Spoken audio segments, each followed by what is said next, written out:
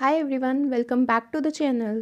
In this video, we will cover 5 important idioms in English along with their meaning in Hindi and its use.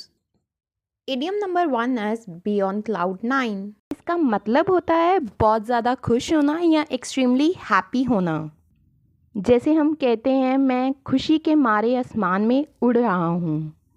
For example, students were on cloud 9 eight their graduation ceremony. वो अपनी success पर इतने खुश थे कि उन्हें सब कुछ सपना लग रहा था। Let's see one more example.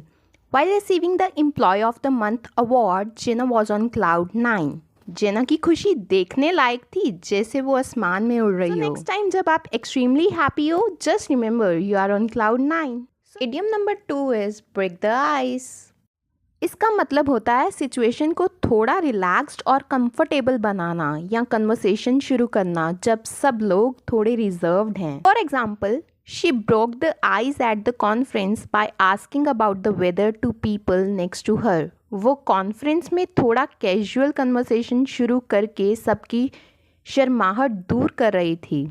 Let's see another example. Sheena broke the ice by initiating the conversation about the latest fashion trends. Sheena ने सबकी बातचीत को शुरू करने के लिए फैशन ट्रेंड्स के बारे में बात की और सब रिलैक्स हो गए। तो नेक्स्ट टाइम जब आप किसी नए ग्रुप में हो और कन्वर्सेशन शुरू करना हो, याद रखो you are there to break the ice. Another idiom is don't cry over spilled milk. इसका मतलब होता है जो चीज़ हो चुकी है उसके बारे में पछतावा या शिकायत ना करना, क्योंकि अब उसे बदला नहीं जा सकता। Instead focus on moving forward. For example, here we are crying over spilled milk when we should be thinking about the future.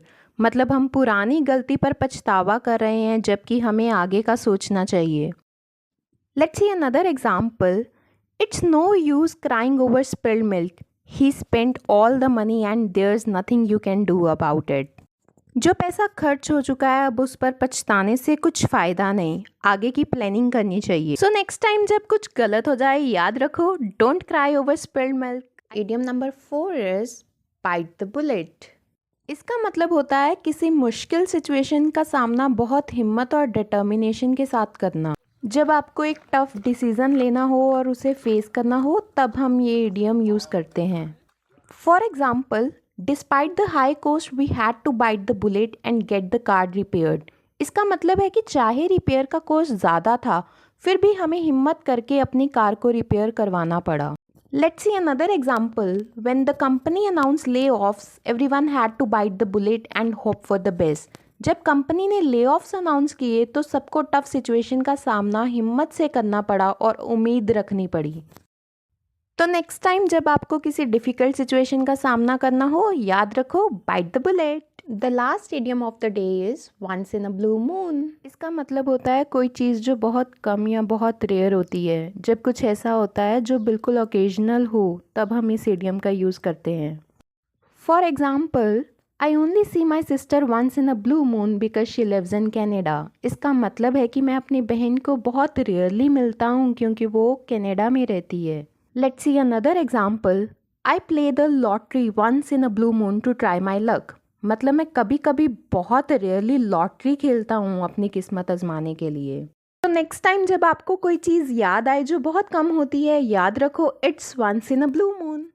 I hope this video helps you. Subscribe for more.